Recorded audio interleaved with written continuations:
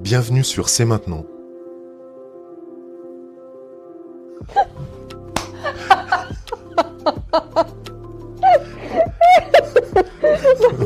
Ça va pas aller, arrête. C'est mort. Bienvenue sur C'est maintenant. Le...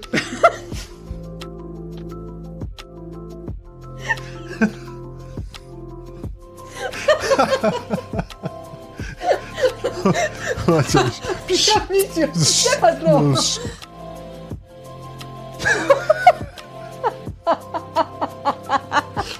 Bienvenue sur C'est maintenant. Alors, on commence. Bonjour et bienvenue dans le podcast C'est maintenant, je suis Jacqueline. Et je suis Jean-Marc. Chaque mercredi et chaque dimanche, nous vous partageons avec authenticité, simplicité et bonne humeur les questions, les réflexions personnelles et les outils concrets qui, selon nous, permettent de mieux vivre les phases de transition personnelle et professionnelle. Chaque épisode est une invitation à reconnecter avec ce qui est essentiel pour vous et à laisser les plus belles parts de vous s'exprimer librement. Et si cela vous plaît, nous vous invitons à partager les épisodes avec vos amis et vos proches qui en auraient besoin. Quelle que soit la plateforme sur laquelle vous nous écoutez, offrir une note ou un commentaire nous aide aussi grandement à faire connaître cette émission et ça nous encourage à continuer. Et vous pouvez bien sûr nous poser toutes vos questions dans un formulaire confidentiel sur jeanmarcterrel.com/podcast.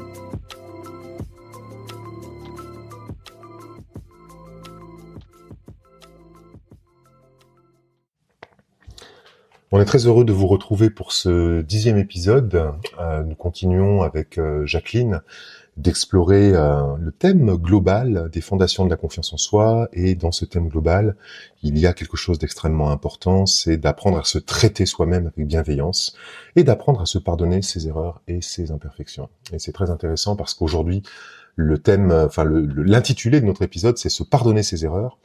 Et nous sortons, Jacqueline et moi, d'un week-end de certification en tant qu'animateur de Cercle de Pardon, un protocole magnifique qui a été créé par Olivier Clerc.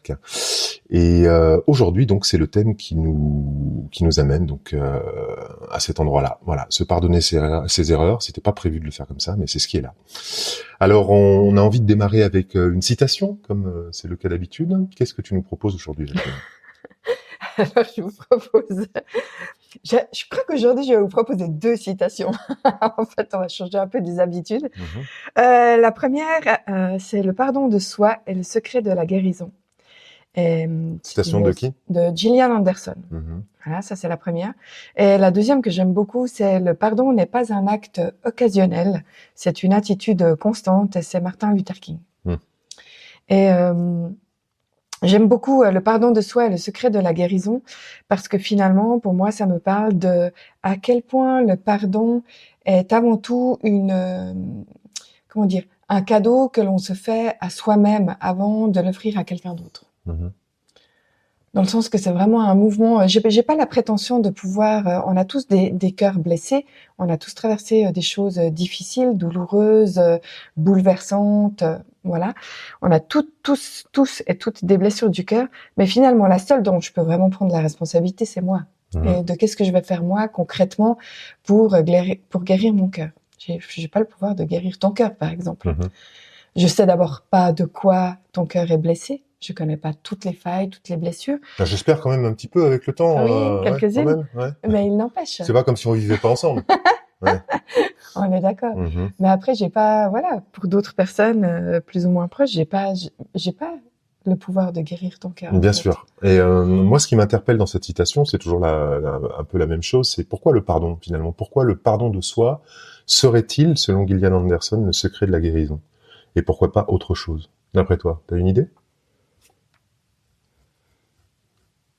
Pourquoi pas autre chose, par exemple, la joie, l'amour, toutes ces choses-là ?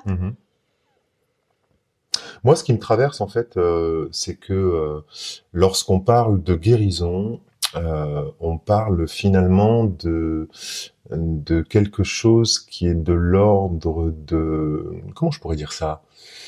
Un cœur guéri, un corps guéri, une âme guérie, c'est quelque chose qui vibre, j'allais dire à l'unisson. Il y a une sorte de pureté ou de perfection en fait. Et donc le manque de pardon, c'est quelque chose qui vibre l'amour. Finalement, si le pardon vibre l'amour. Non, le manque de pardon. Non, la guérison vibre l'amour. L'amour, pour moi, c'est le tissu de la création. En fait, c'est ce au travers de quoi tout existe. Mais lorsqu'il y a un manque de pardon, ce qui se produit en fait en nous, c'est l'inverse de l'amour. C'est la peur, c'est l'amertume, c'est la tristesse, l'aigreur, le ressentiment, etc., etc. Et donc, pour pouvoir retrouver le chemin de la guérison, la première étape ne consiste pas à se dire oui, il faut aimer pour pouvoir guérir, ou il faut être en joie pour pouvoir guérir, mais plutôt à venir à la source de ce qui est à la source, à la base de nos fêlures, à la base de nos blessures, comme tu le disais tout à l'heure. Et ça nécessite un travail de pardon. Et lorsque le travail de pardon de soi a pu finalement se vivre, s'expérimenter dans sa chair, dans ses muscles, dans son corps, alors quelque chose peut à nouveau libérer le flux de l'amour à l'intérieur de nous. Et donc, la guérison se produit. Voilà, c'est un peu comme ça, pour ma part, que je comprends cette citation de Gillian Anderson. Et tu nous proposais une deuxième citation ? Oui, qui dit que le pardon n'est pas un acte occasionnel, c'est une attitude constante. Ouais, mais de Martin Luther King. Ouais. Et ça t'inspire quoi, ça ? Ça m'inspire le fait que si on est dans la compréhension de faire un travail pour soi et de se guérir soi et de recréer de l'amour en soi, ça peut pas être occasionnel, en fait. C'est effectivement le vœu d'une attitude constante, parce que en remettant de l'amour au centre de soi, en se permettant de prendre soin de nos fêlures à travers le pardon et du coup de les guérir, ça nous permet d'avoir une vie plus harmonieuse, plus équilibrée, plus alignée, et que donc c'est un peu la quête de tous les jours. En tout cas, j'ai l'impression d'être dans quelque chose comme ça. Et donc pour moi, c'est effectivement plutôt une attitude constante qu'un acte occasionnel par-ci par-là, quand il y a vraiment des grosses cassures, des grosses blessures, des grosses des grosses choses qui nous arrivent. Et avec l'idée en plus que pendant longtemps, je me suis dit tiens, le pardon c'est pour des grosses choses, mais non, il peut y avoir aussi des petites choses qui ont besoin d'être guéries. Et d'ailleurs, ces petites choses qui ont besoin d'être guéries, peut-être a priori, me semble être une toute petite blessure que j'ai dans mon cœur. Et puis, je me rends même pas forcément compte que cette petite blessure, elle finalement, elle grossit avec le temps parce que j'en prends pas soin. Et puis que parce que j'en prends pas soin, tous les jours, la blessure grossit, puis qu'au final, elle peut devenir vraiment purulente et malodorante et douloureuse. Et que donc, dans ce contexte-là, j'ai plutôt intérêt pour moi-même à en faire une attitude constante, de me dire, de reconnaître aussi ce qui me fait mal et ce qui a besoin d'être guéri. Et toi ? Moi, ce que ça m'inspire, en fait, c'est que j'ai un ego. Et que cet ego, du fait que c'est un ego, en fait, il est facilement et régulièrement blessé. Pour toutes sortes de raisons et pour toutes sortes de choses. Et comme je sais que je ne suis pas très différent des autres êtres humains, nous avons tous en fait un ego. Et cet ego cherche par toutes sortes de façons à nous maintenir dans une forme de justification de ce qu'on est, de qui on est, de ce qu'on a accompli, voilà. Et loin de moi l'idée d'abaisser l'ego ou de critiquer l'ego. Tu sais qu'il y a ces courants dans lesquels on ne parle que de la mort de l'ego, comme si c'était quelque chose qu'il fallait tuer. Moi, je crois à la fonction positive de l'ego. Je crois que nous avons besoin, en fait, de l'ego pour pouvoir vivre ensemble. Et comme cet ego, il est très facilement, j'allais dire, c'est un ego sensible. C'est un ego facilement blessé. Si j'ai conscience de cela, alors forcément, le pardon est une attitude constante. Ça, c'est la première chose qui me vient.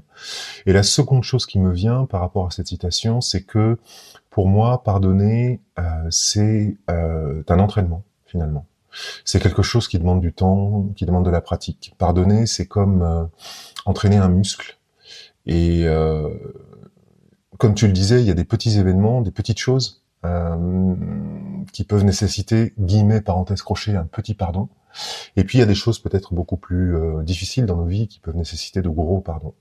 Et donc si je m'entraîne souvent sur le fait de pardonner des petites choses, peut-être sera-t-il plus facile pour moi de pardonner des grandes choses. En tout cas, j'ai cette impression, lorsque Martin Luther King parle de ça, que voilà, il faut se remettre dans le contexte. Martin Luther King, c'est un noir qui vit régulièrement à son époque et dans son contexte des blessures liées à la ségrégation. Lui et ses compatriotes sont mis à part, insultés, rejetés, mis de côté, et c'est tout à fait en fait quotidien dans leur vie, dans leur expérience, dans leur expérience de vie. Et donc, pour pouvoir passer à l'étape d'après, ce que le pasteur raconte, c'est ça, c'est finalement pardonner, c'est pas juste une fois, pardonner, c'est tous les jours, dans tous ces petits moments du quotidien dans lesquels mon ego est blessé, dans lesquels j'ai été touché, abaissé, humilié, et toutes sortes d'autres choses, j'apprends à entraîner ce muscle du pardon. Voilà ce que ça m'inspire. Alors peut-être on pourrait se poser un peu la question de savoir quels sont les problèmes qu'on rencontre dans les périodes de changement, puisque c'est l'intention que nous avons avec ce podcast, c'est de discuter du chemin de transformation personnelle et comment sur ce chemin de transformation personnelle nous avons peut-être besoin de comprendre un certain nombre de choses pour pouvoir vivre au mieux ce chemin. Et je crois que l'une des choses que j'ai constatées, et dont on a déjà un petit peu parlé, c'est que pour nous qui vivons des périodes de transition, des périodes de changement, eh bien il peut y avoir finalement quelque chose qui nous bloque, une espèce d'immense obstacle dans notre chemin personnel, dans notre avancement personnel, parce que par manque de pardon, nous luttons avec la culpabilité, peut-être avec le regret pour des erreurs que nous avons vécues par le passé, erreurs dans nos relations, erreurs peut-être au travail, erreurs dans différents domaines. Et tant que nous ne nous sommes pas pardonnés à nous-mêmes, finalement, ces erreurs, il y a quelque chose qui bloque et qui nous empêche d'avancer. Tout comme il peut y avoir un sentiment d'être indigne de bonheur ou de succès à cause de ces erreurs. Et c'est vrai que si je me remémore un peu les derniers moments dans lesquels ça a été vraiment difficile pour moi, en lien avec des échecs, des erreurs, avec beaucoup de culpabilité, j'ai pas forcément dans ces moments-là œuvré de pardon envers moi-même. Or, tant que je ne l'avais pas fait, tant que finalement je me laissais happer par la culpabilité, par ce qui me bloquait, quelque chose en moi restait aigri et même finalement comme ce nez creusé à l'intérieur de moi, de plus en plus avec le temps qui passe.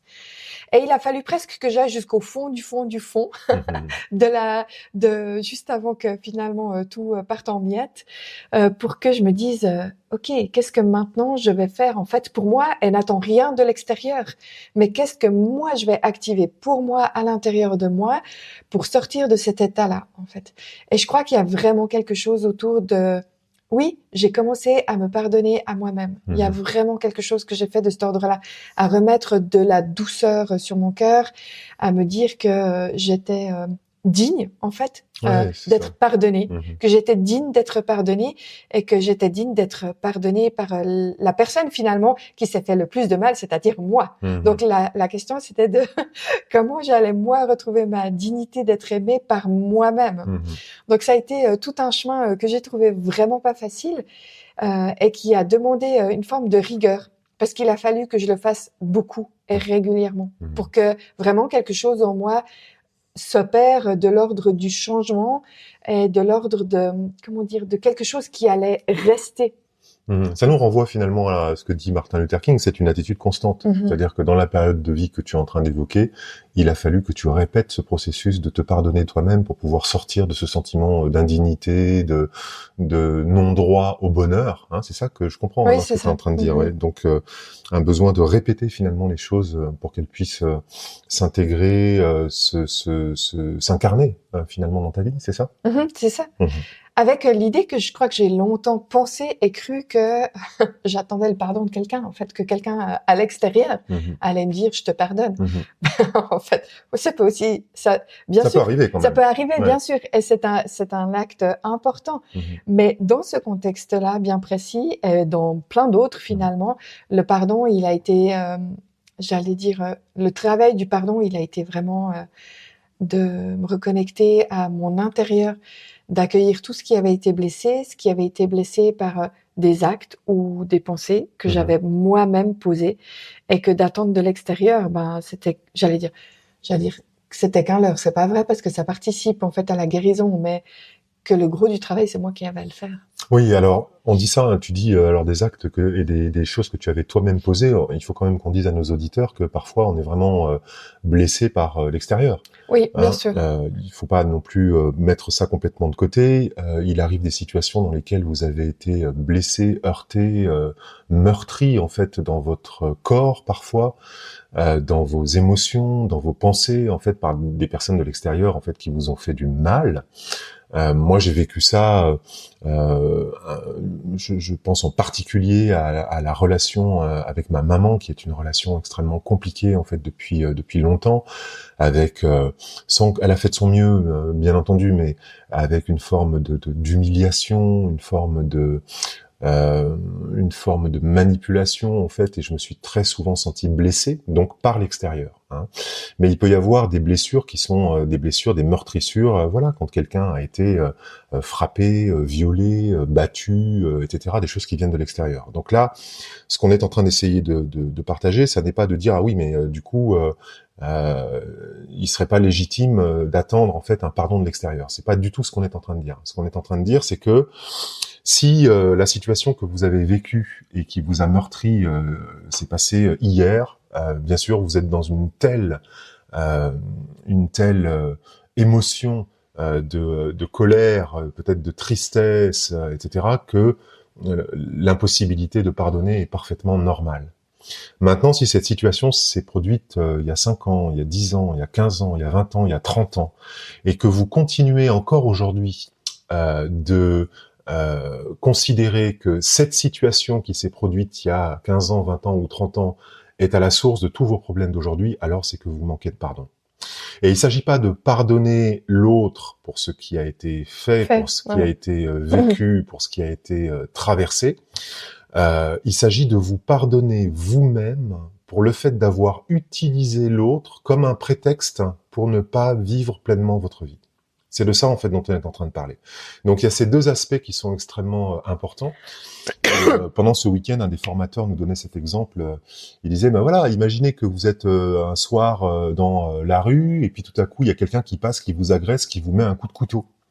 Et puis, la seule chose que vous êtes capable de faire, là, c'est vous asseoir par terre, et puis attendre que votre agresseur revienne avec du mercurochrome, des bandages et tout ce qu'il faut pour vous soigner. Si vous êtes dans une situation de manque de pardon aujourd'hui, et lorsque je suis moi-même dans une situation de manque de pardon dans ma propre vie, en reprochant à ma mère, à mon père, à je ne sais qui, les difficultés que j'ai vécues dans ma vie, je suis dans cette situation dans laquelle je suis assis par terre, j'ai pris un coup de couteau, il y a du sang qui coule, et j'attends que mon agresseur revienne pour me soigner. Et ça, c'est pas OK. Et donc l'idée, c'est de reprendre la responsabilité de ma vie en disant non, là, j'ai besoin de me faire à moi-même un soin, et donc je vais m'apporter à moi-même ce soin dont j'ai besoin. Ça n'excuse pas ce que l'agresseur a fait. Ça n'ôte pas la responsabilité de l'agresseur. Ça n'empêche pas le fait que peut-être je vais me retourner vers cet agresseur à un moment donné pour porter plainte, etc., pour réclamer réparation. Oui. Mais je reprends la responsabilité de m'offrir ce soin à moi-même.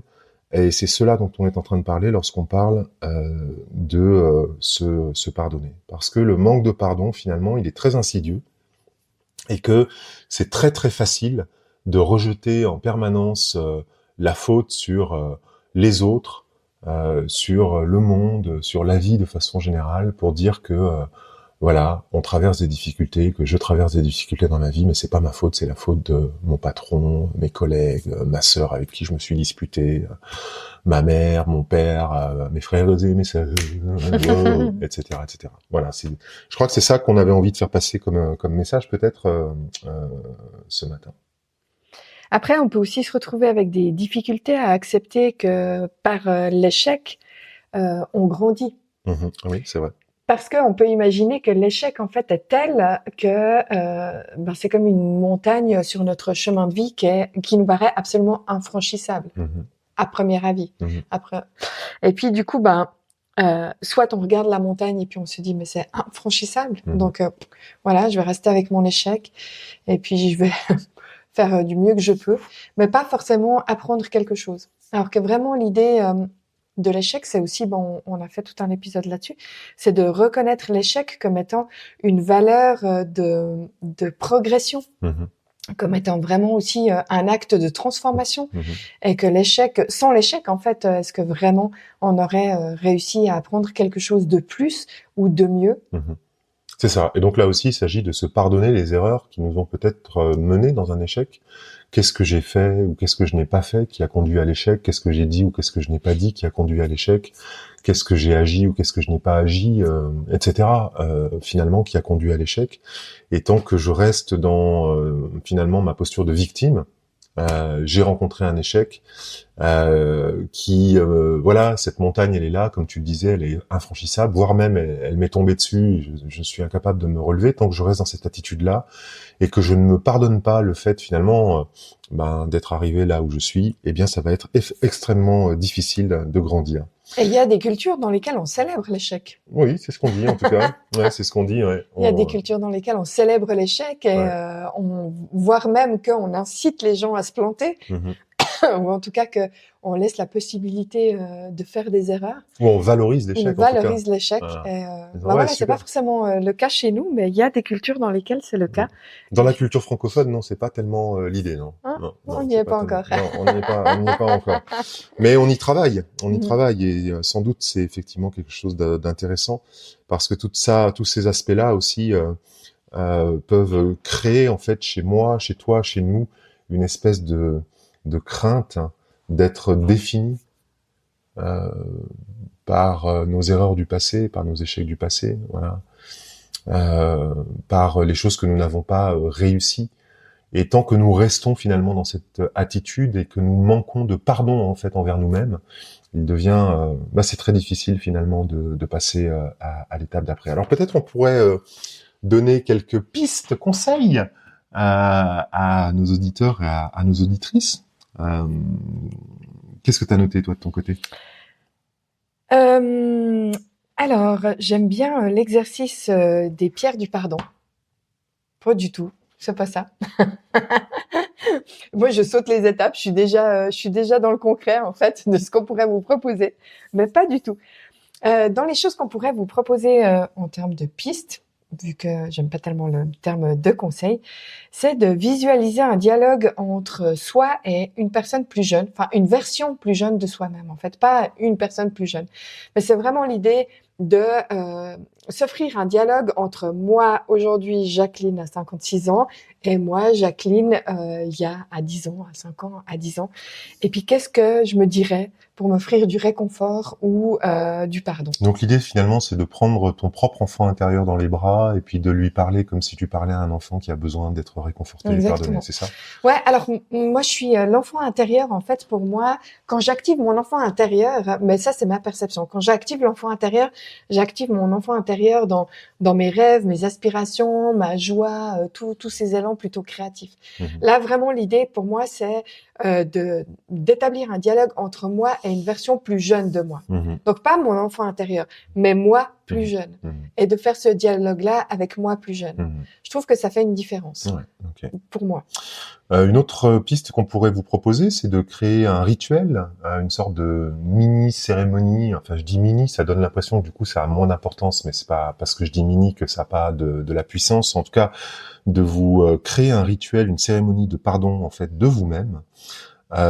Quelque chose qui dépose dans la matière, qui marque dans la matière le fait que vous vous libérez en fait des fardeaux du passé. Et en vous libérant des fardeaux du passé, parce que vous vous pardonnez vous-même, vous vous ouvrez à de nouvelles opportunités pour l'avenir. Et une façon de faire, ça pourrait être de s'écrire une lettre à soi-même. C'est quelque chose qu'on propose régulièrement dans nos retraites. Il y a plein de façons différentes de le faire. Là, ce serait l'idée de s'écrire une lettre du pardon, en fait, une lettre de pardon à vous-même pour chacune de ces erreurs que vous ressassez. Encore. Donc vous vous écrivez une lettre du pardon, vous vous pardonnez vous-même en fait pour ces différentes erreurs, hein. Vous notez précisément les erreurs qui sont là, les choses qui vous préoccupent, les choses que vous ressassez, qui ont encore une espèce de charge émotionnelle lourde. Et puis une fois que c'est fait, vous détruisez cette lettre dans un acte symbolique de libération. Alors ça peut être de plein de façons différentes. Moi j'aime bien faire ça avec le feu. Donc vous allumez un feu et vous jetez la lettre dans le feu et vous regardez toutes ces choses qui vous ont pesé partir en fumée et se libérer au travers de l'élément purificateur du feu.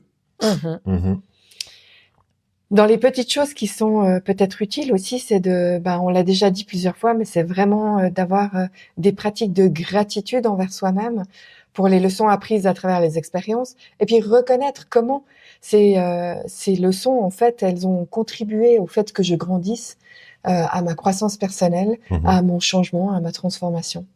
Et vraiment, c'est revenir aussi à des gestes d'autocompassion envers soi, s'offrir de la douceur, de la bienveillance, de l'amour. Voilà, les pratiques de gratitude sont des pratiques qui demandent pas tant d'organisation, qui demandent pas de nécessaire, de matériel forcément spécifique, mais c'est des petites gratitudes qu'on peut faire même tout au long de la journée pour soi. Ouais, et ça va dans le sens de la citation de Martin Luther King qu'on a cité en fait au tout départ. C'est vraiment cette idée de s'entraîner finalement, de changer notre perspective en modifiant un pas après l'autre, un petit pas après l'autre des choses dans notre environnement. Et la gratitude est une belle façon finalement de libérer le pardon dans notre propre vie. Alors, tu avais envie de parler des exercices qu'on pourrait proposer, un premier exercice peut-être? Mais avant ça, en fait, je me questionnais autour de... Quand même, c'est pas facile, je trouve, quand on est dans une période de changement, puis qu'on vit déjà des bouleversements avec des émotions assez fortes, de nommer en fait les choses qui nous ont blessés, de nommer les échecs avec précision. Et je trouve que juste de prendre le temps de faire cet exercice-là et de déposer, alors vous pouvez déposer ça sur un papier, vous pouvez écrire ça dans le sable si vous êtes au bord de la plage, mais de nommer en fait l'échec, de nommer la blessure, de manière le plus précis possible en fait, pour vraiment que ça reste pas quelque chose de flou et que finalement l'acte de pardon, on sait pas très bien pourquoi on le fait. Et j'ai la sensation que plus les choses sont précises, plus les choses sont fines, plus en fait le pardon à soi-même aussi peut être, j'allais dire, à la mesure en fait de ce qui a été créé. J'aime bien cette précision que tu apportes parce que ça me renvoie à l'exemple je suis dans la rue la nuit, je me prends un coup de couteau et puis j'ai le bras ouvert qui saigne, et finalement il y a dans ce que tu dis quelque chose de chirurgical dans le pardon, c'est-à-dire que plus j'ai posé une étiquette et nommé de façon précise ce qui doit être guéri finalement, et plus l'acte chirurgical du pardon va pouvoir être précis. Donc merci pour cette précision. C'est ça, parce que je peux me dire voilà, j'ai besoin de guérir ma culpabilité, donc je me demande pardon pour le sentiment de culpabilité que j'éprouve. Mais en réalité, si je m'écoute même parler, ça veut rien dire. Et si je vais pas plus loin, si effectivement je vais pas chaque fois de manière plus fine dans la blessure, de manière chirurgicale, je peux peut-être avoir le sentiment que mon acte de pardon à moi-même, peut-être porte pas l'effet que j'espère en fait. Et par la finesse, et par le détail, et par la recherche et l'exploration même de cette blessure, je peux aller au plus proche de ce qui a vraiment été là en fait, et ce qui a vraiment besoin d'être guéri. J'ai l'impression que parfois la guérison, elle s'opère à des niveaux qui sont pas encore arrivés là où ils devraient. La guérison s'opère. Il y a vraiment cette idée chirurgicale. C'est ouais, c'est ça. Un premier exercice qu'on peut vous proposer, c'est un exercice concret, un exercice très simple. Pour ça, vous avez besoin d'une grande feuille de papier, de quelques crayons, des crayons de couleur si vous avez. Et l'idée, ça va être de dessiner un jardin, le jardin du pardon. Et dans ce jardin du pardon, donc vous allez dessiner des fleurs, des plantes, et chaque fleur, chaque plante, chaque arbre va représenter une erreur de votre passé, quelque chose que vous souhaitez vous pardonner en fait à vous-même, ou peut-être que vous souhaitez pardonner aussi à quelqu'un d'autre, mais surtout quelque chose que vous souhaitez vous pardonner à vous-même. Et donc vous allez nommer, comme le disait Jacqueline, avec précision chaque plante avec l'erreur qui correspond en fait à la plante en question. Ok ? Donc soyez aussi précis que possible. Et puis à côté de cette plante, vous allez dessiner un outil de façon très simple, un outil de jardinage, une pelle, un râteau, un arrosoir, avec une action concrète que vous allez pouvoir entreprendre pour pardonner cette erreur, pour vous pardonner cette erreur et surtout pour en tirer une leçon. D'accord ? Donc vous avez la feuille de papier, vous dessinez un jardin, dans ce jardin il y a des plantes. Chacune de ces plantes a un nom qui correspond à une erreur spécifique, quelque chose de votre passé qui vous pèse et dont vous voulez vous libérer, ok, quelque chose que vous souhaitez vous pardonner. À côté de ça, vous avez des outils de jardinage et chacun de ces outils de jardinage représente une action concrète que vous allez pouvoir entreprendre pour vous pardonner cette erreur et en tirer une leçon. Et en fait, cet exercice tout simple va vous permettre de visualiser le processus du pardon comme un acte de jardinage. Hein. Vous allez pouvoir enlever les mauvaises herbes du regret et permettre à de nouvelles fleurs, de nouvelles occasions, de nouvelles opportunités de pousser. Ça, c'est l'exercice du jardin du pardon. Le prochain exercice, j'adore, c'est la petite capsule temporelle du pardon. Enfin, elle n'est pas petite d'ailleurs, on peut juste dire que c'est une capsule temporelle du pardon avec l'objectif, c'est vraiment de pouvoir se libérer de ces erreurs passées en les confiant au temps qui passe des fois très vite. Voilà, j'ai l'impression qu'on court toujours après le temps. Mais donc, le temps qui efface finalement. Ouais, c'est ça. Choses, et puis le temps dont on a besoin en termes de processus aussi pour cheminer. Donc voilà, là on est de nouveau dans un petit exercice d'écriture, mais c'est l'idée d'écrire des lettres de pardon. Pourquoi tu dis que c'est toujours des petits exercices, des petits processus, des petits pas, On est dans un exercice. C'est vrai. Ouais. Oui, c'est vrai. C'est une erreur de langage qui est assez présente chez moi et dont il faut que je me défasse. En effet. Donc, on s'écrit des grandes lettres de pardon à soi-même. Non, l'idée, c'est vraiment de s'écrire des lettres de pardon qu'on s'adresse à soi-même. Des lettres, hein. Des lettres, oui, des lettres. Qu'on s'adresse à soi-même pour chaque erreur ou pour chaque regret ou pour chaque échec significatif. Dans ces lettres, on exprime sa compréhension de cette erreur, de cet échec, son pardon et comment ces expériences nous ont permis de grandir. Donc, c'est vraiment... faire un peu le tour de la question. Ensuite, ces lettres, on les place dans une boîte ou dans une enveloppe ou dans un tube ou dans une bouteille, c'est égal, ce qui vous fera envie, que l'on va sceller, mais vraiment sceller comme une capsule temporelle. Donc, vous pouvez la sceller avec de la cire de bougie. Vous pouvez, c'est ça. Non, mais le faire vraiment en version bouteille qu'on jette à la mer et puis qui va être retrouvée. C'est d'ailleurs vraiment l'idée. C'est de retrouver cette capsule dans un temps plus ou moins proche. Donc, on peut, dans ce rituel-là, aussi choisir la date à laquelle on va réouvrir la capsule pour relire, en fait, ce qu'on y aura mis. Et voilà, j'estime, par exemple, je travaille sur une de mes erreurs, quelque chose qui me pèse, quelque chose que j'ai besoin de me pardonner ou de pardonner. Je mets tout ça dans ma petite bouteille temporelle. Ah, tu vois, j'ai dit petite bouteille. T'es contaminé. Je suis contaminé.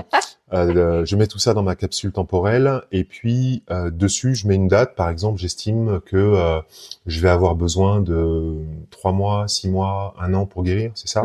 Puis je pose ça dans un coin et je pose une date précise. Donc là, on est le... je sais même pas combien. On est le 11 mars. On est le 11 mars. Ah, c'est bientôt mon anniversaire.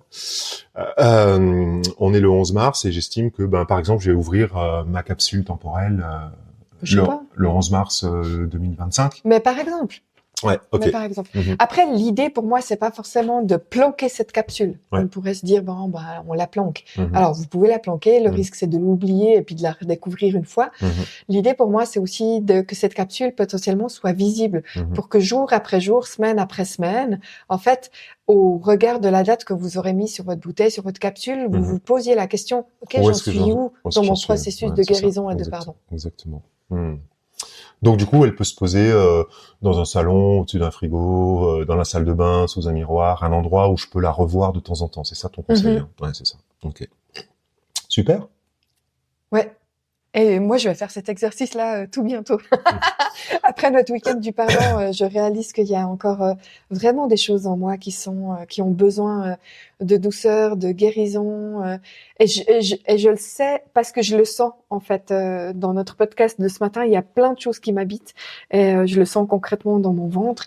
Et je me dis ah ouais, ça c'est pas encore tout à fait guéri. Ah ouais, ça non plus c'est pas encore tout à fait guéri. Et je me dis ok, je vais me faire ma capsule temporelle parce que comme dit Martin Luther King, c'est une attitude constante. Je crois que mes journées, parfois, elles me poussent à oublier certaines choses. Et principalement, ce qui concerne la douceur que je me porte ou le regard que j'ai apporté à moi-même pour être mieux, pour être bien, et le soin que je m'offre.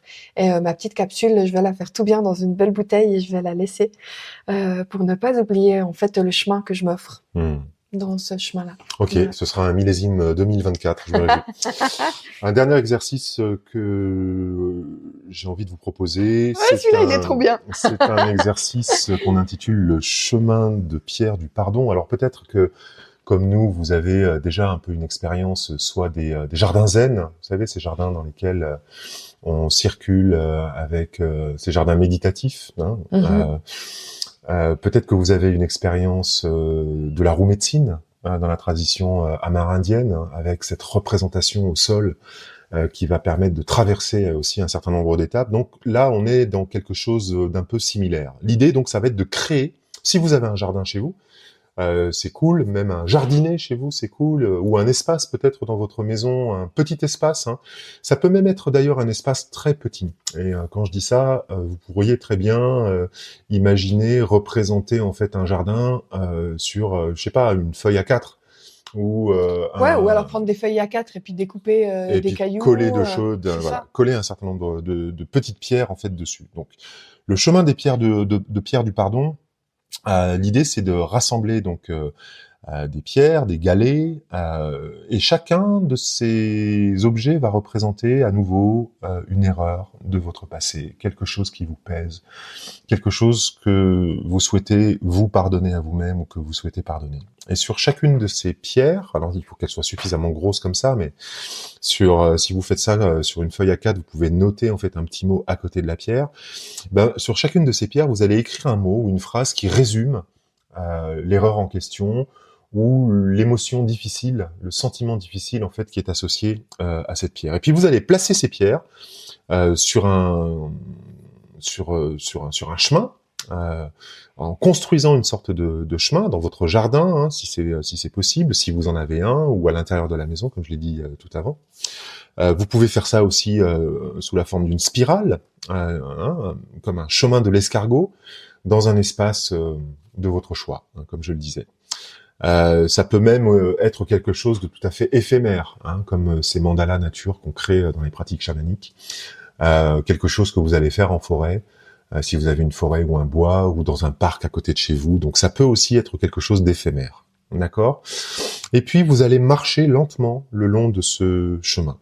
Alors si c'est un chemin physique dans un jardin, ben, vous allez marcher physiquement le long de ce chemin que vous avez construit. Si c'est sur une représentation, parce que vous vivez au cœur d'une grande cité où il n'y a pas de parc, pas de jardin et pas de forêt, vous pouvez très bien en fait poser votre doigt sur la feuille qui représente le chemin de pierre du pardon, et à chaque étape, ben, vous avancez votre doigt sur la feuille en visualisant un jardin que vous connaissez, une forêt que vous connaissez, un espace dans la nature que vous connaissez.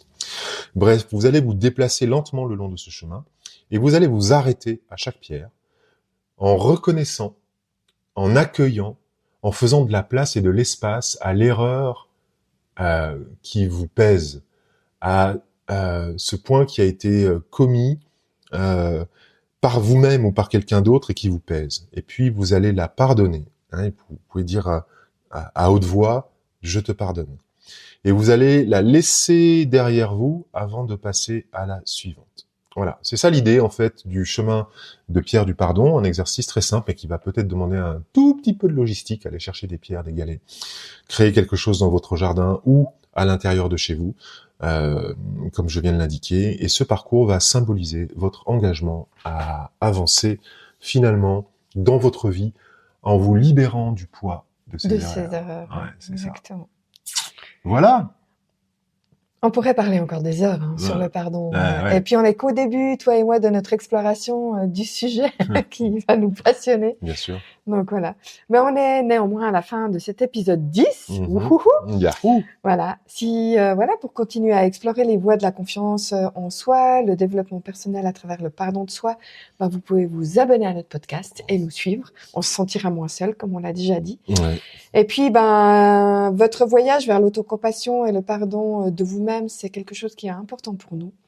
Donc, on va continuer sur cette route avec vous, avec plaisir et détermination. C'est ça. Et donc, n'hésitez pas à nous communiquer vos questions, vos commentaires. Essayez d'être aussi précis que possible. On a déjà reçu un certain nombre. Il faudra peut-être qu'on fasse un épisode spécifique d'ailleurs sur ce thème-là.